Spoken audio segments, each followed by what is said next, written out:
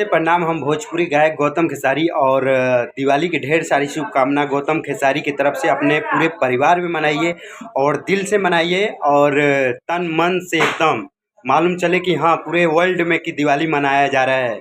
और आज हम लोग मुंबई में हैं और समय से गांव नहीं पहुंच पाए हैं, इसीलिए मुंबई में हम लोग दिवाली मना रहे हैं। तो आप लोग से बस प्यार चाहिए, दुलार। जो भी गलती होगा तो अपने भाई बेटा समझ के आप लोग माफ़ कर दीजिएगा। और ये है मेरा रूम और ये है छोटा सा मंदिर, और मंदिर पर पूरे दीप जला के रख दिए हैं। और माता रानी ईश्वर से यही प्रार्थना है कि गौतम खेसारी को आशीर्वाद ऐसा ही दे कि हर साल तक ऐसे ही भाई लोग के नज़र में बसे रहे और आगे तक बढ़े। आप लोग को भी प्यार दुलार हमको बहुत ज़रूरी है, चाहिए। और ये मेरा छोटा सा रूम है और हम लोग मुंबई में हैं और देख सकते हैं। और जो भी गलतियां होंगे तो अपने भाई बेटा समझ के प्लीज़ माफ़ कर दीजिएंगे आप लोग। तो देख सकते हैं। और